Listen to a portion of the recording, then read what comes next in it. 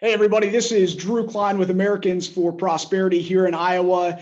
I hope you stuck around to catch this live premiere of the documentary about William Burt and his mobile barbershop. We appreciate being able to bring this to you virtually, despite some of our technical challenges getting it to you. There's a couple things that I want you to do as you watch this evening. One is if you have questions while the video is playing, and it's about a 12 and a half minute video, put those right into the comment section on Facebook. And after the video, myself, Tyler Reger, and William Burt himself are going to take some of those questions and answer those for you. The second thing I would ask you to do as we get started is to click the share button on this live video so that we can take this inspiring story about William Burt to your friends and family that may not be tuning in live right now as you are. So with that, I'm going to turn it over, and John is going to go live with the video itself. Again, this is 12 and a half minutes. We really appreciate you being here, and we hope you enjoy it.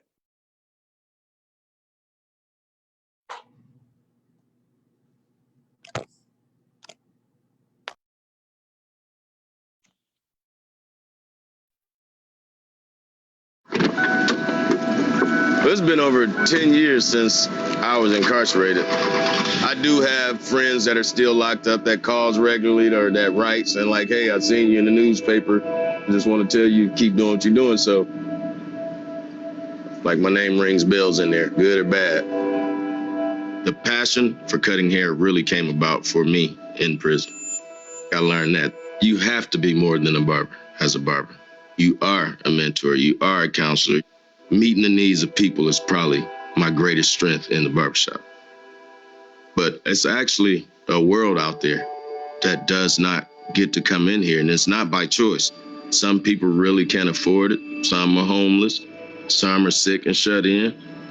So I've developed a passion of being able to take the service to them. Mr. Trent, what's going on, my man? While working on Cut King's mobile barbershop, I actually found out that it was illegal to do mobile cuts. I thought, I'm gonna be the one to change this. I'm gonna fight the law. And this time, I plan on winning.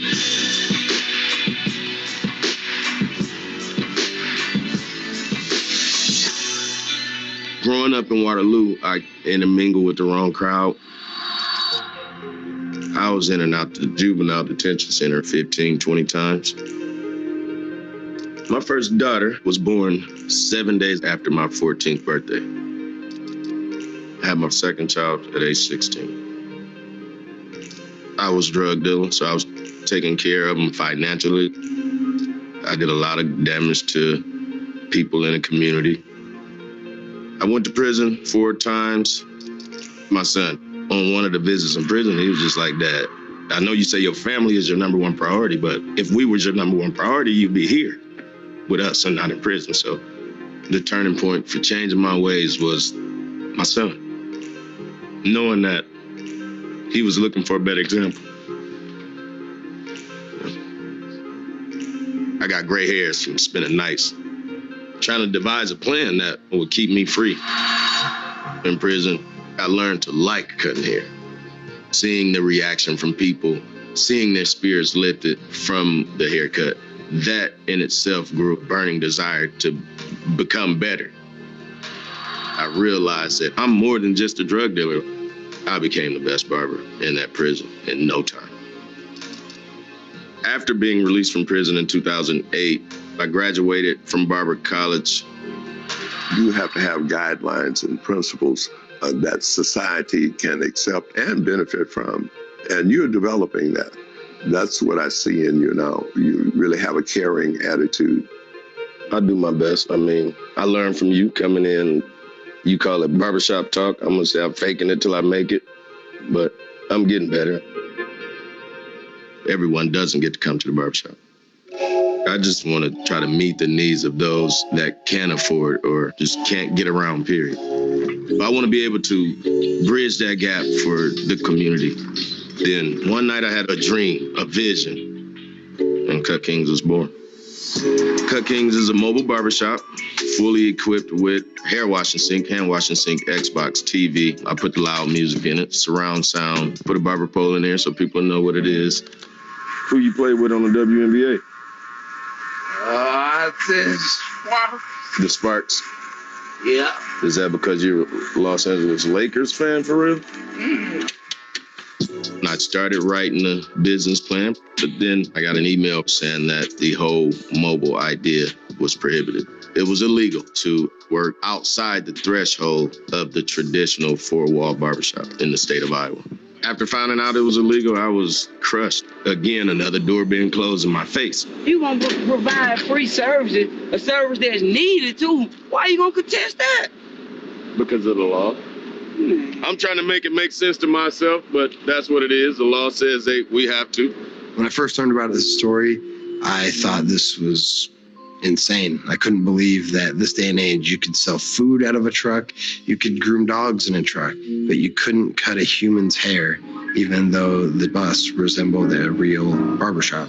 This was just an outdated law. It's crazy on a number of levels. Who's harmed by a mobile barbershop? There's no victim in an economy that allows mobile barbering. We've got to do something about this case. I got a phone call out the blue, and it's like, hey, my name is Tyler from Americans for Prosperity. Been following your story. He asked for permission to just see this thing out like I'm here until the law is reversed. Learning of AFP was meeting a friend. When you can see someone who's formerly incarcerated doing great things for their community, that makes society hopeful and maybe more willing to give those folks a second chance. It's important to make sure that William was empowered to have a voice so that he could share his story. This was going to be us working together to help tear this barrier down. Right now, we are advocating for a very simple piece of legislation. It's one sentence, and it changes the definition of a barbershop to allow a mobile location to operate in the state of Iowa. Americans for Prosperity has been working with legislators on this issue for almost a year now. When I look at the bill and how this started, it comes from the most humble roots you could ask for. And it just hit home that here was a guy that wanted to offer a service to the people in his district.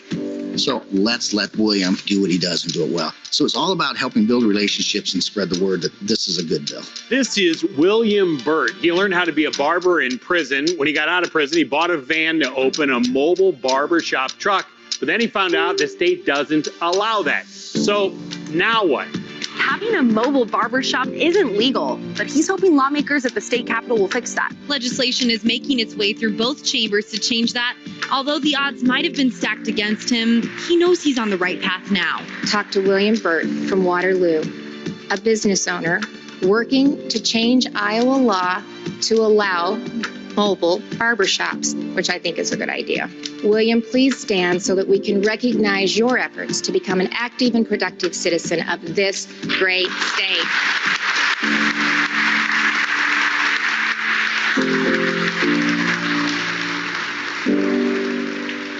We also are working with William, building a community of support around him. We've connected them to classes on how you can impact your legislature, to tell your story, and to be an advocate for yourself, to engage as citizen lobbyists to affect change in their state and in their community. It doesn't matter what business you're in. We're a team in here. And that's what this is about, inviting some of the entrepreneurs in here so we can keep fighting for the community. I'm a small business person. I heard your plight and I was like, damn, that's not right. What would be great for this community is for each and every one of these small businesses here to have that flair, to have that vision, to have the freedom and the ability to grow and expand, to get to these kind of events and to say, we're not afraid. There are so many great people in Waterloo, and thank you for being a candle to remind us of that. This is a start in the communities, talking to your neighbors, talking to your people at work about your issues. If no one knows what you're going through, no one knows how to help. We're headed to the Capitol building. It's been a long couple years advocating for this law change in the bill, but it's happening.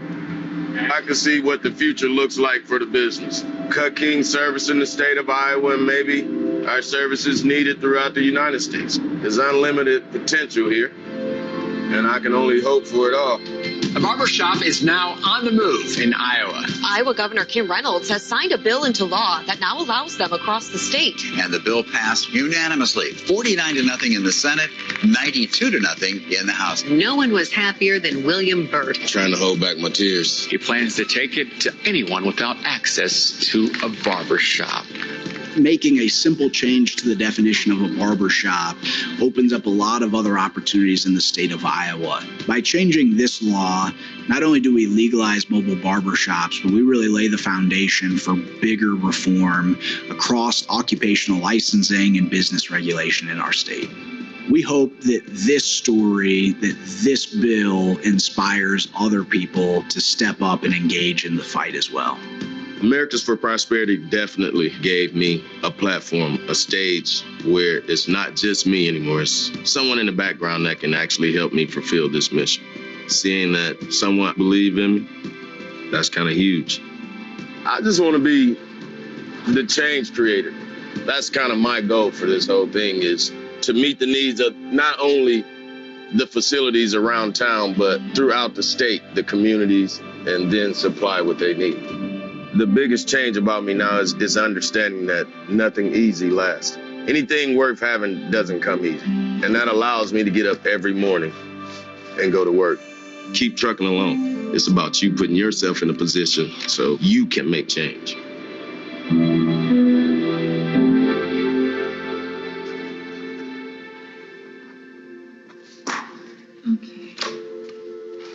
I got that same chair in the bus. It's cheap.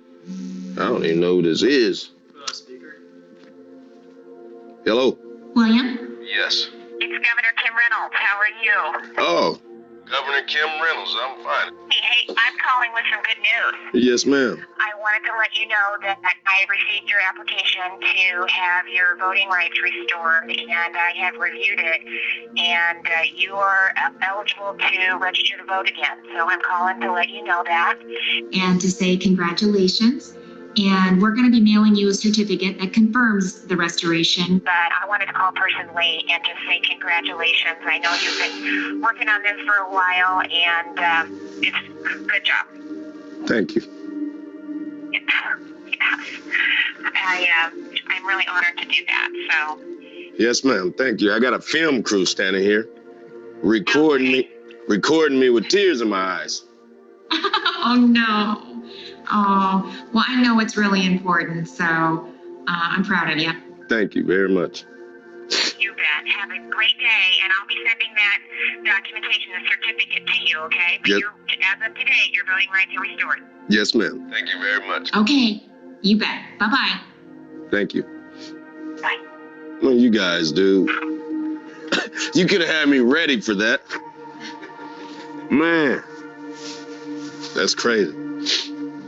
A debt that he had already paid was still looming over him.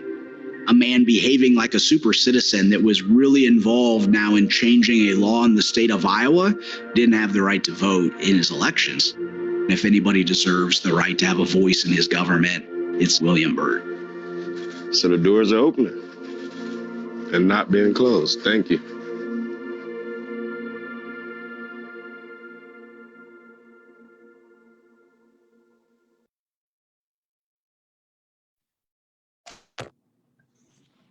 Well, thank you. I hope you guys enjoyed that film. I know it was inspiring to me, both to see it made as well as to see the final product. And we do want to take some time to answer questions and respond to the feedback from you guys out on Facebook as well. I want to actually turn it over to William and just let him kind of talk a little bit about what this whole process has meant to him, and yeah, just kind of share your kind of initial thoughts. From the beginning, I was so determined to get this thing done. Like, again, I kind of jumped the gun instead of doing my research, maybe seeking out the laws in Iowa for a mobile barbershop prior to doing all this. my mind state was I had a barber's license. I completed all the state requirements to move forward with my career. There was not one thought that I would not be able to do this legally. So again, I moved forward, found the resources, the people I needed to convert it, spent the money. And again, halfway through the project, I get an email saying that it was illegal. So it was like a brick wall I hit. Thank God, Tyler Rager from Americans for Prosperity called me out the blue, wasn't expecting that at all. And just asked me, if he could help, basically do what it takes to get this law changed. And up until that point, I had support, but no one really saying, let me step in and pinch hit for you. If this was a game of baseball, no one had offered to take a swing for me. So at that point, it was very important that I definitely be open-minded and all ears to hearing what he said. Of course, there was some skepticism because it's something in it for everybody. So that was my first mindset, like, what's in it for this guy? And then still, even after thinking about what's in it for him, it's still something in it for me. And it was more, I felt like, in it for me, because at that point I had no route. I had nowhere to go, really. I had nowhere to go. I didn't know what to do. I hadn't heard of grassroots movements. All of that was new terminology to me. So Tyler and the guys from Americans for Prosperity, they kind of enlightened me on the route to take to get this law changed. So I'm very, very grateful for them guys and the education and the knowledge that I picked up along the way. I appreciate that answer, and we want people to continue to be engaged. Your law has changed, but there are other barriers standing in the way. So there are a couple things, and we're going to ask people to do this a couple times. But there's a link in the comments section for people to contact their legislators and just say thank you. Again, this year we didn't have a single legislator that voted against this bill. And so we want to thank legislators for doing the right thing on this piece of legislation, but also to continue to move forward in tackling other obstacles like this as well. This is just a really practical question that's come from Facebook with coronavirus, with the pandemic going on right now. What does your business look like? At the moment, everything is on hold. I'm kind of just sitting back waiting on the governor, or actually the president, to release the United States. And I was speaking earlier on a Zoom interview, and I was telling those guys that my plans, and I don't want to overwhelm myself, but my plans is to work with a couple local programs in the community. Maybe a couple youth programs, and I'm thinking the homeless shelter. I really have a heart to go check those guys out. So I'll be working with a few, giving out some free haircuts, definitely, when this is over. So you'll see me out there. William, somebody else asked, just how did you hear about AFP? And you kind of touched on this, but tell that story. And Tyler, I want you to kind of chime in as well and just kind of talk about, that initial call out of the blue. Oh, no, I'll start by saying what my mama said, what God has for you is for you. So I really didn't find AFP. You guys seen me, and again, thank God that the relationship was built, and here we are a year later, having this meeting.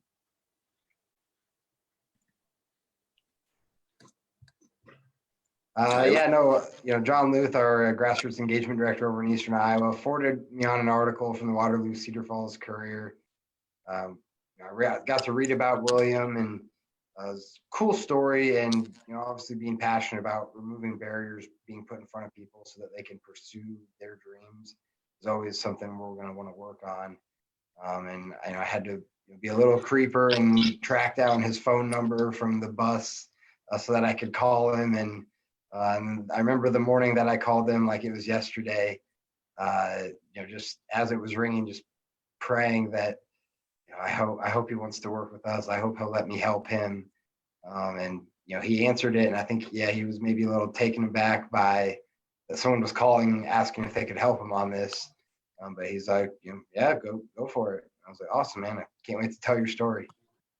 From there, it's just it blossomed from a professional relationship into a friendship. Perfect.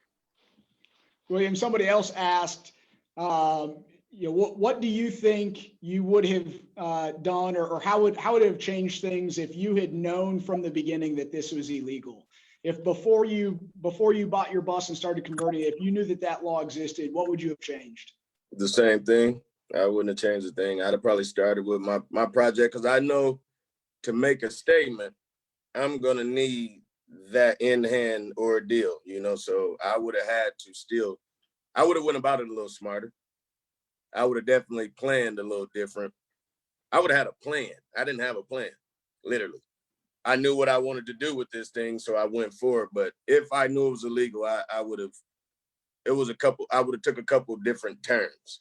We'll say it that way. I wouldn't have went the route that I went with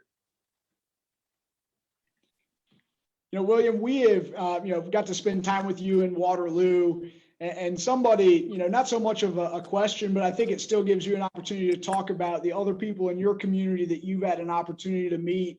They just said, I just wonder how many other great ideas or how many other people are out there whose ideas never see the light of day because of laws like the one that you ran up against. And you've met people in your community. We've met people in your community that run up against that. What would your advice to them be? Follow your heart. I followed my heart, but I also had a personal vendetta. I felt like the state of Iowa held me back enough at that point. And I was fed up. I knew I put in work since 2012 for sure to be the model citizen that the United States thought I should be. And at that point, I felt I deserved everything that, that I was going for. So I was going to go for it regardless of what the law said. I knew it was something that was going on in other states. So it was definitely a worthwhile idea. So it wasn't anything that I was going to stop. Sorry, I got to keep clicking unmute. This is your opportunity. Just kind of pitch exactly what your business is doing. Where's your business located? Where do you plan on operating? What's next? Small goals. I'm gonna start with the state of Iowa, but of course, I like to take my model throughout the United States. I believe it's a one-of-a-kind model. I mean, we have 1 million barbers out there, but not many are looking to give out haircuts to those who really can't afford to pay for them or aren't in a situation to afford a haircut. So I believe it's a model that could go pretty big. So again, I'm gonna start right here in my own community, perfecting the model.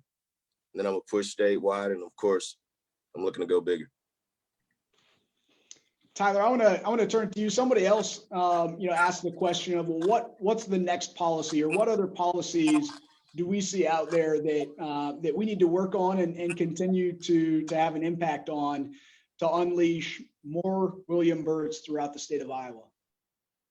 There's only definitely only one William Burt, but there is a lot of folks out there just like him who are being held back from pursuing their passion, whether it's because of a law, an external barrier, or maybe even an internal one. And actually, through William's fight, through our Facebook and stuff like that, we've actually found other entrepreneurs like William. We have an in-home baker that we're working with up in New Hampton. And she might be even tuning into this tonight, who's a part of a network of in-home bakers that they're working on to increase the gross sales cap for in-home bakers. We're working with folks in the HVAC industry, working with a network of barbers now because of grassroots engagement directors that we have working across the state. And so this video has been great to work on because it's helped us find other social change entrepreneurs like William Burt, and also helps those people realize that just because there's a law in their way now doesn't mean that can change. And so this has really kind of helped lead into broader occupational licensing conversations. And I think we've seen those discussions going pretty well at the Capitol, and I hope that this can put some more force behind that. Yeah, and I just want to build on that. We have just this incredible some might call it a system. I would call it a mess of laws that that force people to get permission from the government to go out and work. And some of those, may make sense. I mean, we want, our surgeons to be licensed, or some of those licensing laws make sense. And then there are others that don't make sense, that they're not the least restrictive way for us to protect public safety. And we've been talking about those ideas a lot. Lawmakers have been talking about those ideas a lot. The governor has been talking about those problems, and we're continuing to work on putting pressure on lawmakers and continue to just drive the narrative, because the reality is it's really the public that has to get on board with these concepts if we're going to see real lasting change. The difference between 2019 when the mobile barbershop bill didn't clear the legislature, and 2020 was really the volume behind William's story. And so we're working to amplify those. Somebody else asked, how can people support this work?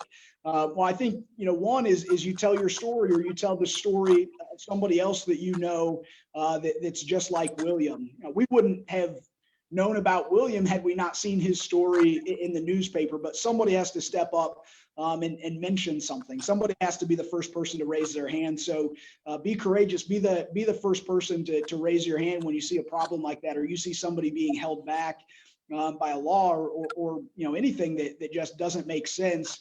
And then, William talks about kind of his education and what it means to build a grassroots movement.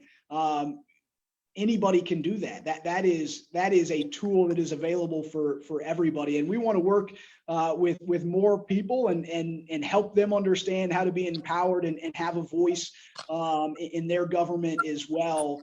And so reach out to us. One of the easiest things that you can do right now, again, is there's a link in the comments that you can click. It'll take you to an iVolunteers page, an AFP page, so that you can send a quick email thanking your legislators, encourage them to continue to do the right thing. And that usually starts by thanking them for doing the right thing as they're doing it as well. So we want you to click that, send an email to your lawmakers, and then stay engaged throughout this process as well. There's no shortage of opportunities to continue to remove barriers for entrepreneurs or Iowans, and they exist in a lot of different forms. But we see it now, maybe more clearly than we've seen it in a long time, in the middle of this coronavirus, pandemic, the crisis that we're in. Businesses across the state, because of relaxed regulations and temporary changes in occupational licensing laws, individuals are allowed to maybe adapt their business model or just change the way that they work to meet a new, very pressing need around the state. Those are things that we want to continue to highlight, because the reality is we want every entrepreneur, we want every Iowan to have that freedom to adapt and change and meet the needs in their community around them at a moment's notice, not just during a crisis, but all of the time. And we're thankful that the legislature got to the mobile barbershop bill before they had to shut down this year. But they know, and we hear from legislators on both sides of the aisle that they want to continue to do that kind of work as well. So encourage them in that, send them an email, show up at their legislative forums and find an organization. We hope it's ours that you can be a part of to continue to drive that conversation, to have an impact on your legislature as well. I want to wrap up, really, William, by just turning it back over to you for any closing thoughts, any closing comments that you have before we shut it off for this evening. But this has been great, and I appreciate you, really being courageous throughout this entire thing to allow your story to be front and center in this thing, which we really believe is not only going to have an impact on your community, but communities around the state and certainly outside of the state as well. Again, it was my pleasure. As I said earlier, not many people from a small town where I was born, Salis, Mississippi, get an opportunity to tell their story and to tell it on a volume at this level. So I'm very grateful for that. You made me feel bad earlier because I didn't thank the state of Iowa, my community, and all the legislators that stepped in and made this possible. The passing of the bill law. So again, I want to thank my community, everyone that's watching, everyone that's been supporting, the legislators, and Americans for Prosperity. You guys did well. Thank you. Hey, thank you, everybody. Thanks for joining us tonight. I hope you'll continue to watch the page. The video itself will be uploaded natively so that you can continue to share that. And we hope, again, that this will be a story that inspires other people just like William to step up and engage in this fight. One more time, check the link in the comments below the video. Send your lawmaker an email, thank them for the work that they've done on this, and encourage them to continue moving forward. This isn't a left or a right or a Republican or Democrat issue. It's just about focusing our efforts, focusing our attention on the right problem, and moving forward to remove those barriers standing in front of Iowans. Thanks again. We really appreciate you joining us and bearing with us with some of the technical problems on the front end. Until next time, thanks so much. Thank you.